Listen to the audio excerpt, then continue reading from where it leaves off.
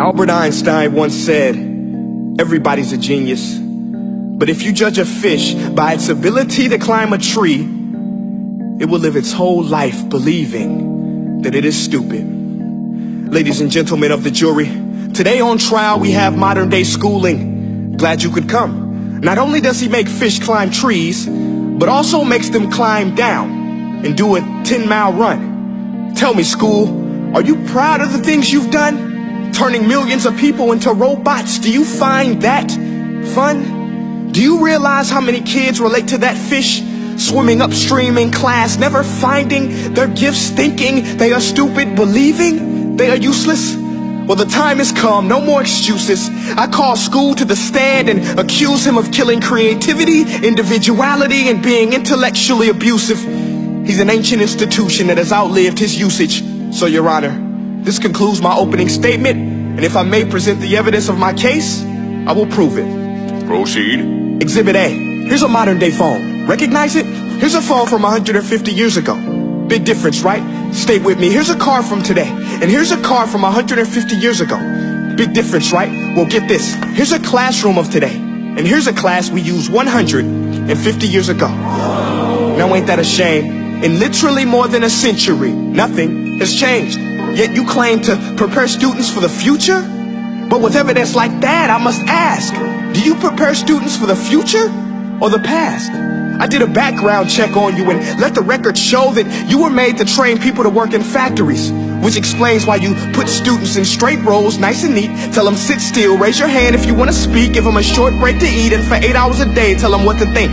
Oh, and make them compete to get an A. A letter which determines product quality, hence grade A of meat. I get it. Back then, times were different. We all have a past. I myself am no Gandhi. But today, we don't need to make robot zombies. The world has progressed. And now we need people who think creatively, innovatively, critically, independently, with the ability to connect. See, every scientist will tell you that no two brains are the same. And every parent with 2 or more children will confirm that claim. So please explain why you treat students like cookie cutter frames or snapback hats, giving them this one-size-fits-all crap. Watch your language. Sorry, Your Honor, but if a doctor prescribed the exact same medicine to all of his patients, the results will be tragic. So many people will get sick, yet when it comes to school, this is exactly what happens. This educational malpractice, where one teacher stands in front of 20 kids, each one having different strengths, different needs, different gifts, different dreams, and you teach the same thing the same way? That's horrific. Ladies and gentlemen, the defendant should not be acquitted. This may be one of the worst criminal offenses ever to be committed. And let's mention the way you treat your employees. Objection. Overruled. I want to hear this. It's a shame. I mean, teachers have the most important job on the planet, yet they're underpaid? No wonder so many students are short-changed. Let's be honest.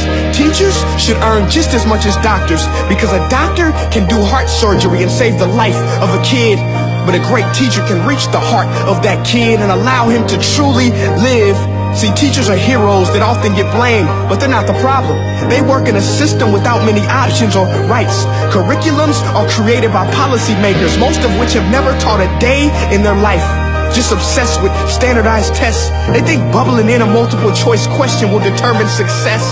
That's outlandish. In fact, these tests are too cruel to be used and should be abandoned, but don't take my word for it. Take Frederick J. Kelly, the man who invented standardized testing, who said, and I quote, "These tests are too cruel to be used and should be abandoned." Ladies and gentlemen of the jury, if we continue down this road, the results will be lethal. I don't have much faith in school, but I do have faith in people. And if we can customize healthcare, cars, and Facebook pages, then it is our duty to do the same for education, to upgrade it, change it, do away with school spirit, because that's useless. Unless we're working to bring the spirit out of each and every student, that should be our task. No more Common Core. Instead, let's reach the core of every heart in every class. Sure, math is important, but no more than art or dance. Let's give every gift an equal chance. I know this sounds like a dream, but countries like Finland are doing impressive things. They have shorter school days. Teachers make a decent wage. Homework is non-existent, and they focus on collaboration instead of competition. But here's the kicker, boys and girls. Their educational system outperforms every other country in the world. Other places like Singapore are succeeding rapidly. Schools like Montessori, programs like Khan Academy, there is no single solution. But let's get moving, because while students may be 20% of our population, they are 100% of our future.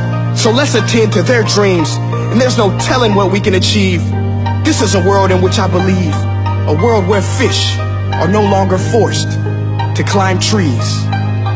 I'll rest my case.